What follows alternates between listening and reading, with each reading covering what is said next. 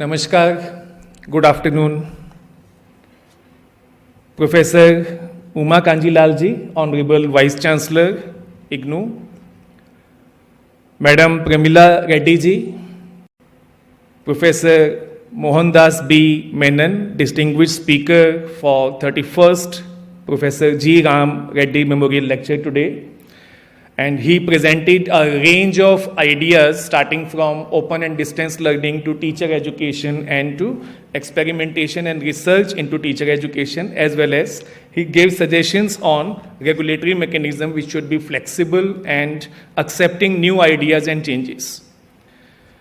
Professor Jitendra Kumar Srivastava, a good friend, Registrar, IGNOU.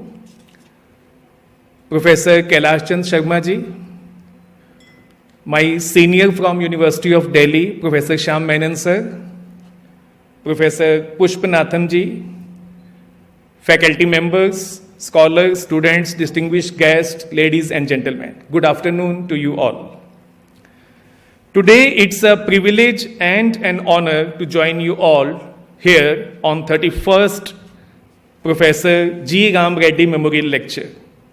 To my understanding, this memorial lecture is an occasion to remind, to recall the beautiful memories of the visionary leader in education, especially who worked for expansion of education and gave this beautiful idea of Jan Jan Ka Vishwavidyalay.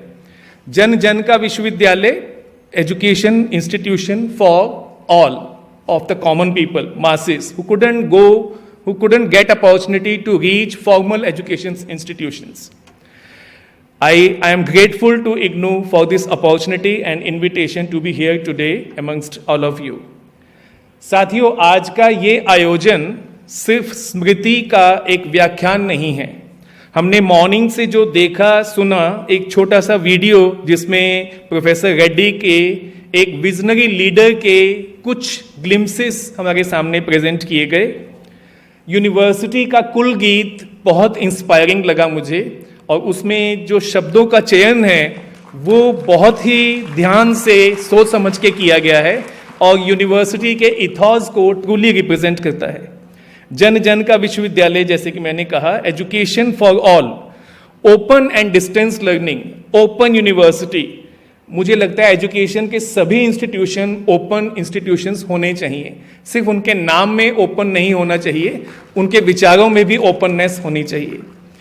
तो आज की इस opportunity में जब हम revisit करते हैं educational philosophy that transform the meaning of access, the meaning of equality and life long learning in India, तो हमने दो एलुमनस इग्नू के बीएड प्रोग्राम की हुई दो छात्राओं को भी सुना और कैसे this platform brought a major change in their life. I am sure ऐसा ये दो ने रिप्रेजेंट किया उस लार्ज पॉपुलेशन को जिनकी लाइफ में ओपन एंड डिस्टेंस एजुकेशन फर्क लाता है.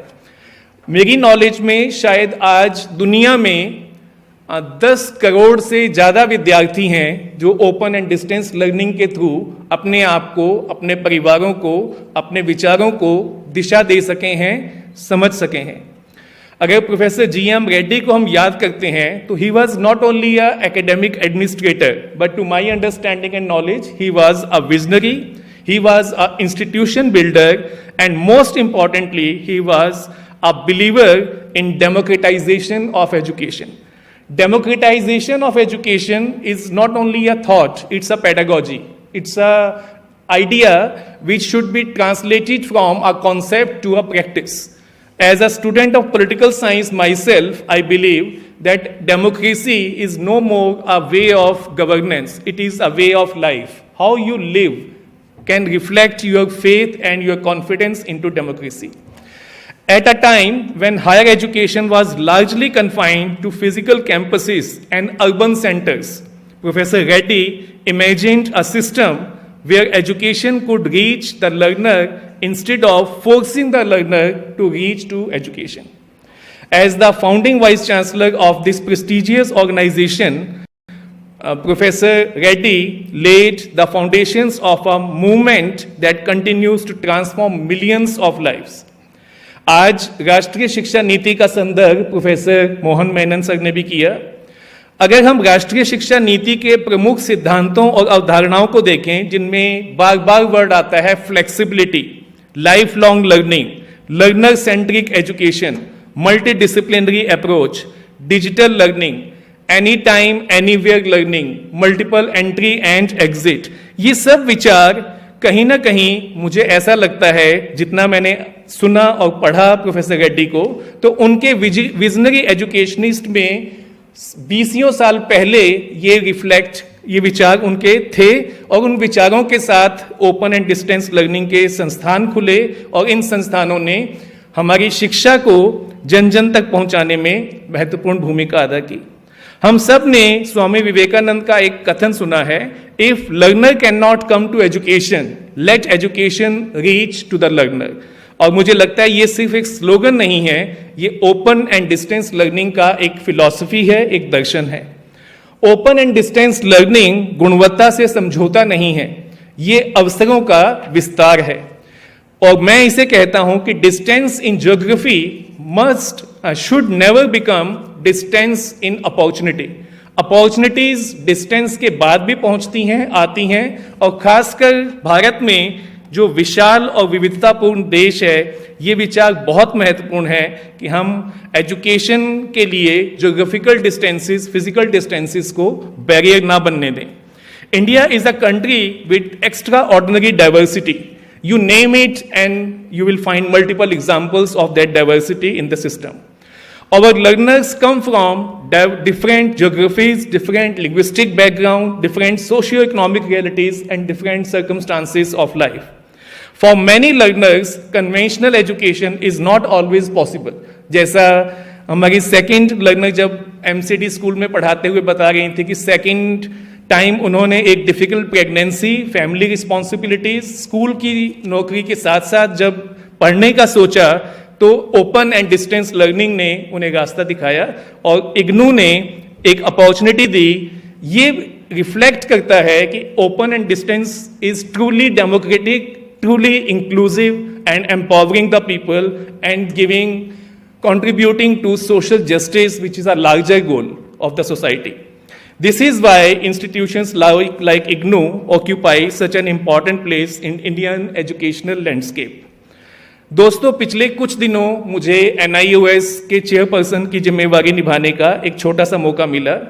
9 महीने के पीरियड में मैंने जब NIOS को नजदीक से देखा और समझा, तो मैंने देखा कि the experience strengthen my faith in the transformative power of open and distance learning.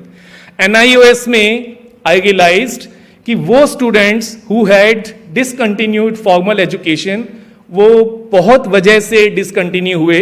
हम अक्सर मान लेते हैं कि शायद वो कोप अप नहीं कर पाए formal education. No, this is not the single reason.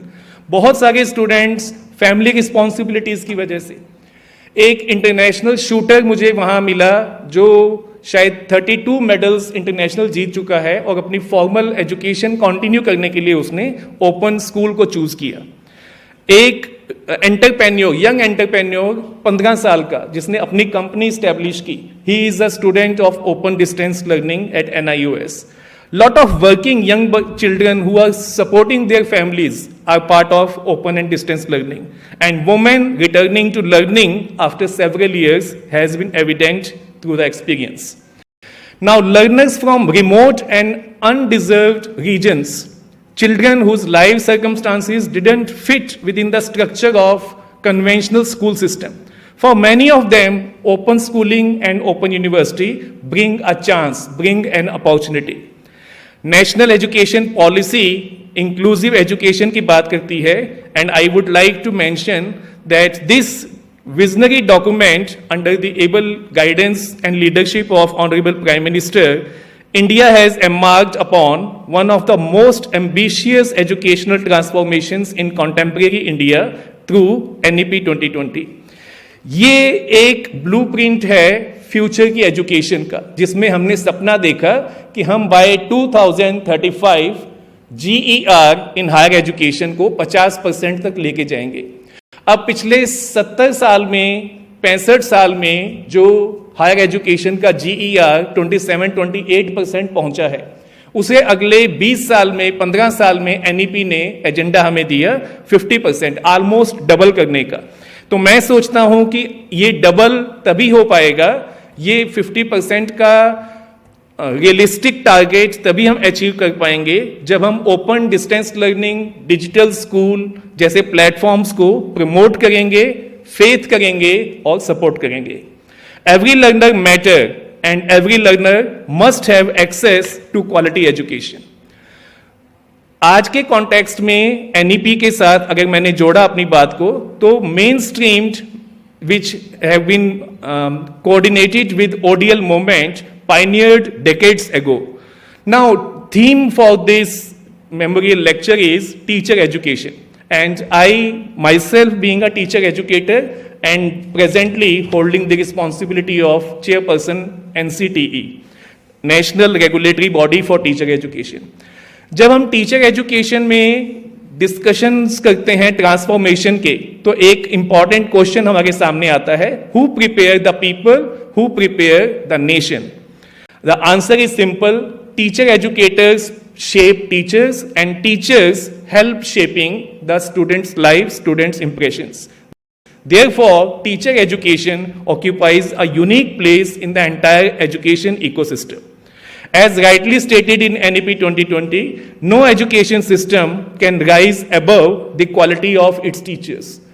As a teacher educator, I personally believe that teacher education is backbone of entire education system.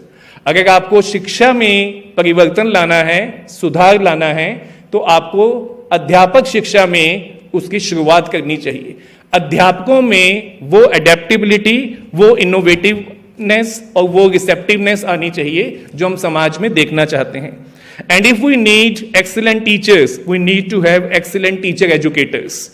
Professor Mohan Menon भी एक टीचर एजुकेटर हैं और मैं भी एक टीचर एजुकेटर हूं।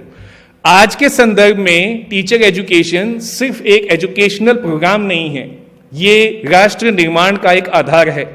अगर हमें 2047 के लक्ष्य को प्राप्त करना है, विकसित भारत का जो सपना हम देख रहे हैं उसे साकार करना है, तो मुझे ऐसा लगता है कि शिक्षा एक महत्वपूर्ण औजार है, एक महत्वपूर्ण हथियार है जो न सिर्फ इकोनॉमिक डेवलपमेंट की तरफ लेके जाएगा बल्कि सोशल, डेमोक्रेटिक और इंक्लूसिव समाज की तरफ हमें लेके जाएगा।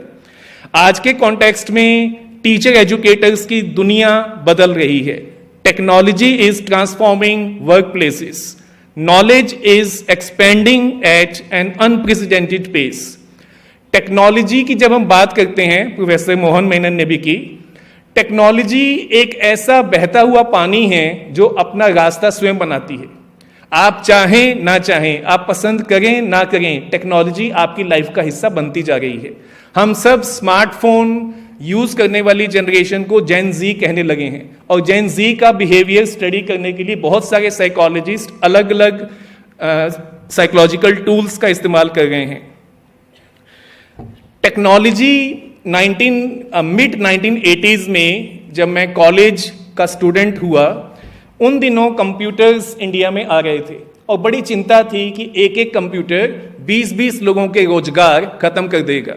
तो as young man in the university system हम कंप्यूटर्स और उससे जुड़ी टेक्नोलॉजी का विरोध करते थे, प्रोटेस्ट करते थे, और इस डर के साथ कि ये बहुत सारी नौकरियां खा जाएगा हम इसमें चिंता में आते थे। लेकिन धीरे धीरे हमने देखा कि एक नया युग 2000 तक आते आते 15-18 साल का हमने ऐसा युग देखा जिसमें काम करने के तरीके बदले, एम्प्लॉयमेंट के तरीके बदले, काम करने के साथ साथ डेटा एक बिग साइंस की तरह, डेटा एनालिसिस एक बिग साइंस की तरह निकल कर आया। 21st सेंचुरी के जो टूल्स हैं उसमें फिर टेक्नोलॉजी एक नई दिशा दिखा रही है। आज schools are no longer expected only to impart information, they are expected to nurture creativity, they are suppose to develop critical thinking and collaboration with value enrichment. आज का विद्यार्थी 20, 25, 30 साल पुराने विद्यार्थियों से बिल्कुल अलग है। वो जब स्कूल में है, क्लास में है, तो उसकी सोच हम टीचर से कहीं आगे है। उसके पास भी नॉलेज के वो सोर्सेज हैं जो हम टीचर्स के पास हैं। तो ऐसे में जो स्टूडेंट है वो सीखने के तरीकों में बदलाव चाहता है, वो कम्युनिकेट करने के अलग माध्यम यूज करना चाहता है और वो इंफॉर्मेशन को बड़े अलग तरीके से ना सिर्फ एक्सेस करता है बल्कि एनालाइज करता है। उसके पास इंटरप्रिटेशन के भी बहुत सारे ऑप्शंस अवेलेबल हैं। ऐसे में भावी शिक्षक को भविष्य की आवश्यकताओं के अनुरूप तैयार करना ना सिर्फ एक चुनौती है बल्कि एक आवश्यकता है। As we often say, the teacher of tomorrow cannot be prepared using the pedagogies of yesterday. We need to develop pedagogies of modern era. आज के कॉन्टेक्स्ट में NEP 2020 के संदर्भ में NCTE अपनी इस रिस्पॉन्सिबिलिटी को आगे बढ़ाते हुए 3 नए प्रोग्राम टीचर एजुकेशन में इंट्रोड्यूस कर चुका है। प्री सर्विस में ITAP, जिसमें integration of pedagogy and content की बात की गई, जिसे प्रोफेसर मोहन मेनन ने बताया, डुअल मेजर डिग्री। और इसके साथ साथ इन सर्विस टीचर्स के लिए पहली बार भारत में नेशनल मेंटरिंग मिशन का शुरुआत हुई। डिजिटल प्लेटफॉर्म के ऊपर NCT के हमारे पास इस समय लगभग 6000 से ज़्यादा मेंटर्स हैं और हम एक साल में 12000 से ज़्यादा डिजिटल प्लेटफॉर्म के थ्रू, ऑनलाइन सेशंस के थ्रू हैंड होल्डिंग कर रहे हैं उन टीचर्स का जो कुछ नया सीखना चाहते हैं, चाहे वो अनुभवी हैं या बिगिनिंग फेज में हैं। और ऐसे ही आपसे साझा करते हुए मुझे खुशी है, आप में से बहुत सारे साथियों को पता भी होगा कि NPST, national professional standards for teachers, professional standards हम सब के अपने अपने हैं, हम सब ने कहीं ना कहीं से एक्वायर किए, अपने लिए डिफाइन किए, लेकिन फॉर्मल नेशनल प्रोफेशनल स्टैंडर्ड्स को डिफाइन करना और उन्हें टीचर्स के ग्रोथ के साथ जोड़ने का एक नया मिशन NEP ने दिया और NCT इस पर भी काम कर रहा है। और पिछले साल केंद्रीय विद्यालय, नवोदय विद्यालय और CBSE के स्कूल्स को मिलाकर हमने लगभग 18,000 टीचर्स के साथ ये ओरिएंटेशन किया है, जो इस साल और गति पकड़ेगा। भारत में कुल 1 करोड़ से ज़्यादा स्कूल टीचर्स हैं। इन 1 करोड़ टीचर्स तक पहुंचने के लिए पॉलिसी ने 2030 तक की हमें समय सीमा दी है।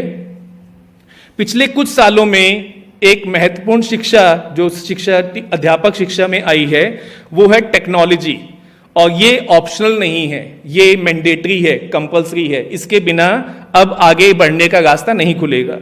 The question today is not whether we should go for it और no, the real question is how can technology be used meaningfully, ethically and effectively.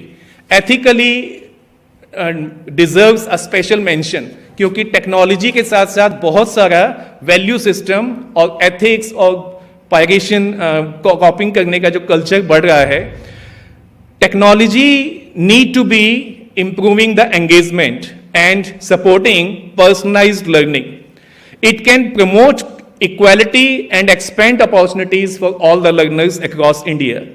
हमें याद रखना होगा कि लर्निंग ज़्यादा फ्लेक्सिबल, इंक्लूसिव और लर्नर सेंट्रिक होनी है, तो साथ ही साथ टेक्नोलॉजी को पावरफुल सर्वेंट बनना है, ना कि मास्टर। टेक्नोलॉजी हमारे कंट्रोल में होनी चाहिए, ना कि हम टेक्नोलॉजी के कंट्रोल में होने चाहिए। NEP rightly emphasized technology should support pedagogy, not drive pedagogy. हमारा लक्ष्य डिजिटल फर्स्ट नहीं बल्कि लर्नर फर्स्ट ही रहना चाहिए।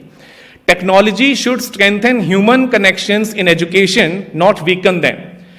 आर्टिफिशियल इंटेलिजेंस एक नया कॉन्सेप्ट है और उसे 5th इंडस्ट्रियल रेवोल्यूशन की तरह कई लोग मान रहे हैं, देख रहे हैं कि ये जो बदलाव लाएगा हमारे जीवन में वो अपने आप में एक इंडस्ट्रियल रेवोल्यूशन होगा। आर्टिफिशियल इंटेलिजेंस हमारे सीखने के तरीके को, काम करने के तरीके को, कम्युनिकेट करने के तरीके को चेंज कर रहा है। It can generate learning resources. It can support assessment and feedback. It can identify learning gaps and it can provide personalized learning pathways. लेकिन इसके साथ साथ फिर भी हम ये कहना चाहते हैं कि AI एक्स्ट्रा ऑर्डिनरी पॉसिबिलिटीज खोल रहा है। AI enabled learning analytics can identify learners who need support.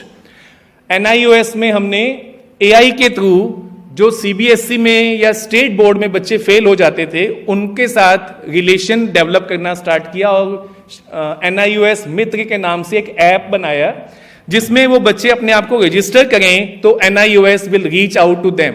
तो टेक्नोलॉजी का यूज हम स्टूडेंट्स तक पहुंचने में करें। इंस्टीट्यूशंस लाइक इग्नू, ये technologies can significantly enhance learner support system and learner success rate. AI has already entered into education, हमें इससे डरना नहीं है, ये एक चुनौती है, टीचर एजुकेशन में भी है और बाकी डिसिप्लिन्स में भी है। The real challenge is preparing education who can use AI wisely. और इसमें AI की जब हम बात करते हैं तो AI must augment human intelligence, not replace human intelligence. Virtual school एक नई रियलिटी है। आप में से कई लोगों को पता होगा कि 5-6 प्रोमिनेंट वर्चुअल स्कूल ऑर्गेनाइजेशंस काम करना शुरू कर चुके हैं देश में, जिसमें ज़्यादातर अभी प्राइवेट हैं। लेकिन एजुकेशन पॉलिसी ने इस आइडिया को जब फ्लेक्सिबल तरीके से प्रेजेंट किया तो virtual school assumes great significance in coming days. Open and distance learning एक आइडिया है, वर्चुअल स्कूल दूसरा आइडिया है, ऑनलाइन एजुकेशन एक तीसरा आइडिया है। वर्चुअल स्कूल की बात मैं खासकर इसलिए कर रहा हूं because virtual school has potential that learners in remote areas तक पहुंचा जा सकता है। शॉर्ट स्पैन में हम बहुत सारे स्टूडेंट्स को, चिल्ड्रन विद स्पेशल नीड्स को एड्रेस कर सकते हैं।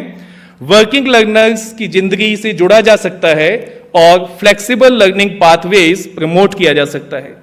This reflects the core spirit of NEP 2020. One size doesn't fit all. Education system must adapt to learners, not the other way around. However, we must remember virtual school may have virtual classrooms, but they can never have virtual teachers. Teachers तो आप और हम रहेंगे, student से connect करेंगे, emotion develop करेंगे, तभी हमारा क्लासरूम सीखने का क्षेत्र बनेगा, चाहे वो वर्चुअल मोड में हो या फिजिकल मोड में हो या डिस्टेंस मोड में हो। इक्वालिटी एंड डिजिटल डिवाइड एक अलग इशू है जिस पे चिंता सबको है और उसका समाधान आने वाले समय में आएगा, ऐसा मेरी पूरी ऑप्टिमिस्ट आइडिया है, ऑप्टिमिस्ट सोच है मेरी इसके ऊपर। रूरल और अर्बन डिस्पैरिटीज हैं सोसाइटी में। Access to device and connectivity एक सीरियस इशू है। Digital literacy is required for all, to the teachers as well as to the students. और भारत जैसे एक विशाल देश में technology should become a bridge and not a barrier. और इसके लिए हमें सुनिश्चित करना है कि जो विद्यार्थी सिर्फ इसलिए कोई पीछे ना रह जाए कि उसके पास रिसोर्सेज की कमी थी, संसाधनों की कमी थी। आज के कॉन्टेक्स्ट में इग्नू का रेलिवेंस और बढ़ जाता है और महत्वपूर्ण हो जाता है और इग्नू को ट्रांसफॉर्मेशन की तरफ जाने का रास्ता भी देता है, जिस पर कांजीलाल मैडम बहुत अच्छे से इनिशिएट कर चुकी हैं ideas. Open learning does not lower standards, it lower barriers. IGNOU ने प्रोफेसर जी राम रेड्डी के लीडरशिप में जो जर्नी स्टार्ट की थी, आज हम देखते हैं उसमें कई नए आयाम जुड़ते जा रहे हैं। अगर मैं अपनी बात को कंक्लूड करूं तो मैं कहना चाहूंगा, technology must not merely be adopted, it must be thoughtfully integrated. Artificial intelligence must not replace human intelligence, it must augment human potential. Open and distance learning must not remain on the margins of educational discourse, it must become one of the central pillars of Indian learning ecosystem. आज की आवश्यकता technology को adopt करने की है, आज की आवश्यकता टेक्नोलॉजी विद ह्यूमैनिटी की है, इनोवेशन विद इंक्लूजन की है, एक्सीलेंस विद इक्वालिटी की है। और आज education should be designed around the learner and learner should not be around the system. ये एक विचार नहीं है, बल्कि भारत जैसे विशाल देश की एक राष्ट्रीय आवश्यकता है। मैं अपनी बात को एक कोट से समाप्त करता हूं। Education is most powerful medium for empowerment and nation building. और इस नेशन बिल्डिंग की यात्रा में शिक्षण संस्थान, open and distance learning institutions, इन सब को कलेक्टिवली काम करना होगा और इंडियन नॉलेज सिस्टम को, इंडियन इथॉस को और मॉडर्निटी को 21st सेंचुरी चैलेंजेस को साथ साथ बैलेंस करते हुए हमें आगे जाना होगा। Only then Ram Reddy memorial lecture की सार्थकता है और उनके विचारों को हम मूर्त रूप देने की तरफ जाएंगे। धन्यवाद। जय हिंद, जय भारत।